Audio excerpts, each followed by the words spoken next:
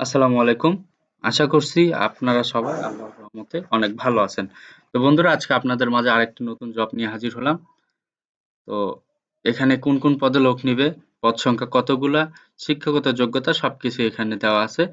আমি এক এক করে বলছি, আপনারা শুনতে থাকেন। তো এখানে যে পদে লোক নিবে ইউনিয়ন পরিষদ হিসাব সহকারী কাম কম্পিউটার অপারেটর। এখানে বেতন স্কেল ধরা হয়েছে গ্রেড ১৬, বেতন স্কেল ৯,৩০০ থেকে ২২,৪৯০ টাকা। পদের সংখ্যা এখানে ৫টি।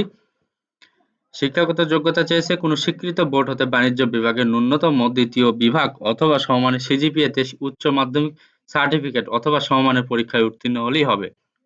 কম্পিউটার প্রশিক্ষণ প্রাপ্ত হতে হবে। কম্পিউটার টাইপিং এর প্রতি মিনিটে সর্বনিম্ন গতি বাংলায় ২০ শব্দ এবং ইংরেজিতে ২০ শব্দ থাকতে হবে। এখানে মন্তব্য দেওয়া আছে যে সরকার কর্তৃক ৭৫% হারে এবং ইউনিয়ন পরিষদ কর্তৃক ২৫% হারে বেতন ভাতা প্রাপ্য হবেন। এখানে বন্ধুরা, আপনারা কিভাবে অনলাইনের মাধ্যমে আবেদন করতে পারবেন এখানে দেওয়া আছে যে চাকরির জন্য আবেদনকারীগণ ৫/২/২০২৪ খ্রিস্টাব্দ তারিখ সকাল ১০টা হতে ২৫/২/২০২৪ খ্রিস্টাব্দ বিকাল ১১টা ৫৯ পর্যন্ত অনলাইনে আবেদনপত্র দাখিল করতে পারবেন। ঠিক আছে? তো এখানে দেখেন দেওয়া আছে যে অনলাইনে আবেদন করার পরে অবশ্যই আপনাকে ৩০x৩০ পিক্সেল একটি স্বাক্ষর এবং ৩০x৮০ পিক্সেল একটি ছবি স্ক্যান করে আপনার অ্যাডমিট কার্ডে দিতে হবে।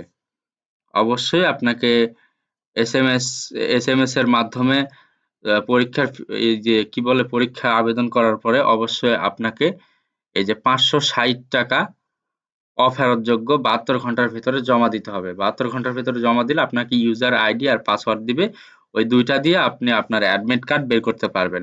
অ্যাডমিট কার্ড বের করার পরে ওইটা নিয়ে আপনি যাইয়ে আবেদন পরীক্ষা দিতে পারবেন। তো বন্ধুরা, এখানে আবেদন করার পরে আপনার কি নিয়ে যাইতে হবে সবকিছুই দেওয়া আছে।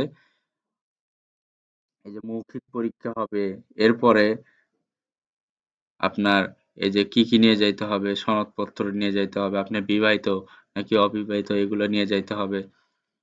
তো আপনারা দেখে নেন ভালোভাবে। তো বন্ধুরা, আজকের ভিডিওটা এই পর্যন্তই। যদি আমার এই ভিডিওটা ভালো লাগে অবশ্যই আমার এই ইউটিউব চ্যানেলটি সাবস্ক্রাইব করে রাখবেন। আর যদি ভিডিওটা আপনি ফেসবুক থেকে দেখেন অবশ্যই আমার ফেসবুক পেজটি ফলো করে রাখবেন। তো বন্ধুরা, সবাই ভালো থাকবেন, সুস্থ থাকবেন।